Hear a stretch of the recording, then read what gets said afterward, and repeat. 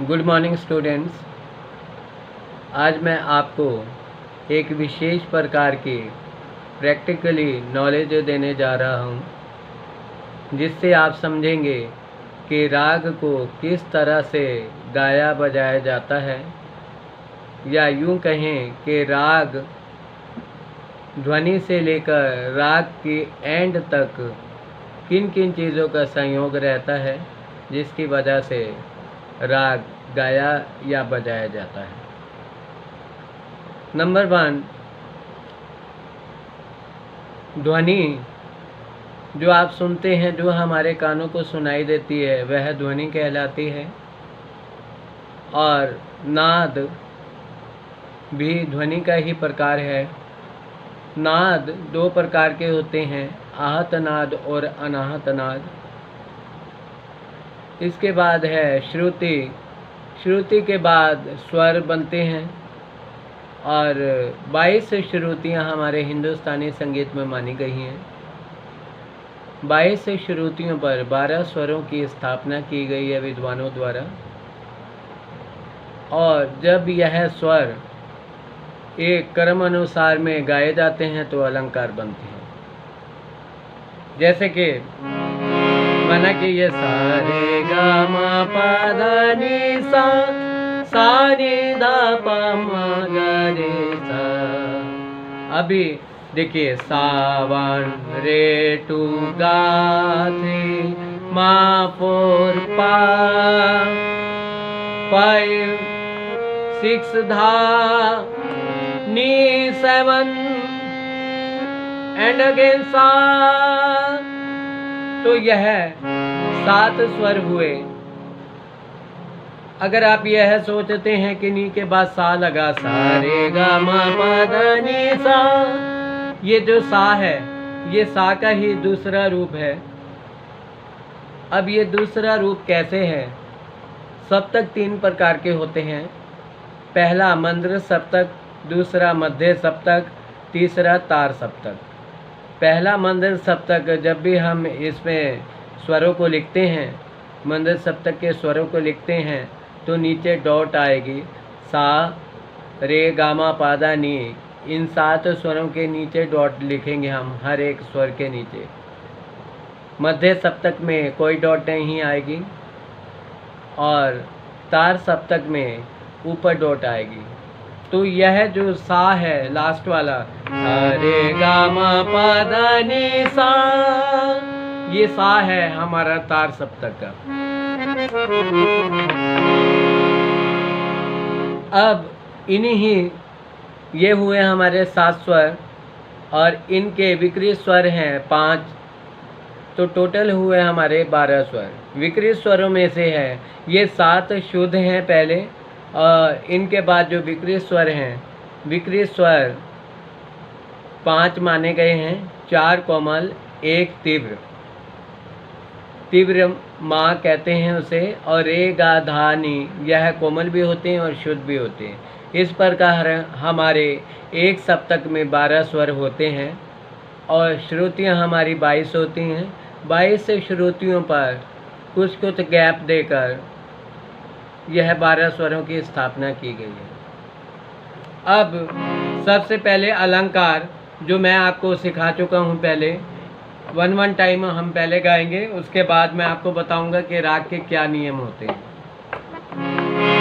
सा रे गा मा पा धा नी सा, सा नी धा पा मा गा रे सा, सा रे गा मा पा धा नी सा, सा नी धा पा मा गा रे सा, सा सा रे गा गा मा पा धा धा नी सा, सा सा नी धा धा पा मा गा गा रे सा सा रे गा गा मा पा धा नी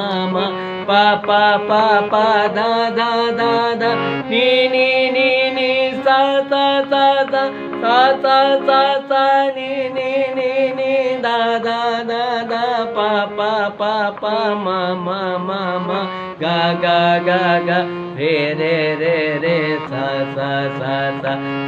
रे सा रे गा मा ग म प म प ध नि ध नि सा नि ध प म ग रे सा रे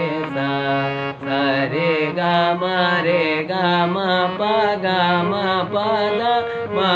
ध नि सा नि ध प म ग रे सा। ये हुए हमारे अलंकार। इसी प्रकार बहुत सारे अलंकार बनाए जा सकते हैं। अब हम बात करते हैं राग की। किसी भी राग को गाने से पहले उसका परिचय पढ़ा जाता है और उस परिचय में कुछ पॉइंट होते हैं जिन पॉइंटों पर हम काम करते हैं और राग हमारा तैयार होता है। पहला होता है आरोह, यानी कि बढ़ता क्रम। जो भी उस राग के स्वर होते हैं उन्हें हम पहले फ्लैट गाएंगे और अवरोह, जो भी उस राग का अवरोह मेंशन किया जाता है बुक में या विद्वानों द्वारा हमें बताया गया है, तो उन्हें हम अवरोह बोलते हैं। उन्हीं स्वरों का आरोह होगा और फिर जिस तरह से नियम के अनुसार उस राग में जो भी हम राग गाएंगे उन्हीं स्वरों को अवरोह किया जाएगा। फिर आता है वादी स्वर। वादी स्वर वह स्वर होता है जो राग में सबसे अधिक प्रयोग किया जाता है। यूँ कहें कि पूरे राग में सबसे ज़्यादा सुनाई देने वाला वही स्वर होता है। इसे राजा की उपाधि दी गई है। और दूसरे नंबर पर है संवादी स्वर, जिसका वादी से थोड़ा कम और अन्य स्वरों से ज़्यादा प्रयोग किया जाता है। उस स्वर को हम बोलते हैं संवादी, यानी कि दूसरे नंबर पर यह स्वर आता है और इसे मंत्री की उपाधि दी गई है। तीसरे नंबर पर आता है अनुवादी स्वर।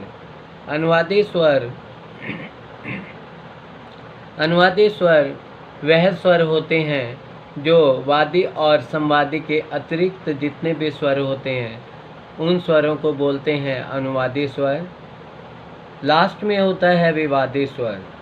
विवादी स्वर यानी कि विवाद उत्पन्न करने वाला स्वर, यह स्वर राग में नहीं प्रयोग किया करते और जो स्वर राग में नहीं होता उसे विवादी स्वर कहते हैं। और कुछ विद्वान, कुछ कुशल गायक इस विवादी स्वर का इस तरह से बाखूबी से प्रयोग करते हैं, बहुत अच्छे ढंग से, और राग की और भी सुंदरता इससे बढ़ जाती है। इसके बाद आता है रागों का समय। हर एक राग का ग्रंथों में समय निश्चित किया गया है। वह समय पर ही गाया बजाया जाना चाहिए, परंतु कुछ बाउंडेशन की वजह से हम स्कूल कॉलेजेस में उन रागों को सेम टाइम पर नहीं सिखा सकते ना गा सकते हैं। इसी वजह से परंतु हर एक राग का निश्चित समय डेफिनेशन में लिखा गया है। और इसके बाद आता है उसकी प्रकृति, यानी कि नेचर कैसा है उस राग का। कुछ राग गंभीर प्रकृति के होते हैं, गंभीर नेचर होता है उनका। कुछ का चंचल होता है, कुछ का श्रृंगार रस होता है। तो अलग अलग रागों का अलग अलग अपना एक नेचर है। नेक्स्ट आता है पॉइंट सम प्रकृति राग, यानी कि उसके साथ का मिलता जुलता राग। मिलता जुलता राग भी जिन रागों में जो राग हम गाने जा रहे हैं उसके साथ के मिलते जुलते स्वर यूज़ किए जाएंगे, उन्हें ही हम मिलता जुलता राग कहते हैं। यानी कि सेम टू सेम डेफिनेशन होगी, थोड़ा बहुत कहीं फ़र्क होगा उस राग का, तो हम उसे कहेंगे संप्रकृति राग। यह हुआ हमारा रागों के पॉइंट्स के कितने कितने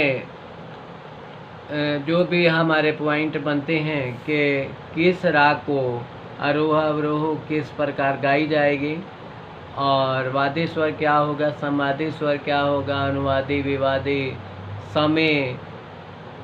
एक चीज़ और रह गई है, वह है जाति। जाति 3 प्रकार की मानी गई है। जिन रागों में सातों के सातों स्वर लगते हैं उन्हें संपूर्ण संपूर्ण कहते हैं। 6 लगते हैं तो षाडव, 5 लगते हैं तो ओडव। अब ये डिसाइड किया जाता है आरोह और अवरोह द्वारा। आरोह अगर 7 स्वरों का है तो संपूर्ण, और अवरोह अगर 5 स्वरों का है तो ओडव। तो इस प्रकार इस राग की जाति हुई संपूर्ण और ओडव। यह हुआ हमारा स्टूडेंट्स आज का रागों को किस प्रकार हम गाते बजाते हैं, उनके नियम क्या क्या होते हैं, पॉइंट्स क्या क्या होते हैं। नेक्स्ट वीडियो में फिर मिलेंगे। मुझे आशा है कि आज के इन रागों के पॉइंट्स पर आपने अच्छी तरह समझा होगा इन सभी पॉइंट्स को। चलिए नेक्स्ट वीडियो में फिर मिलते हैं। धन्यवाद।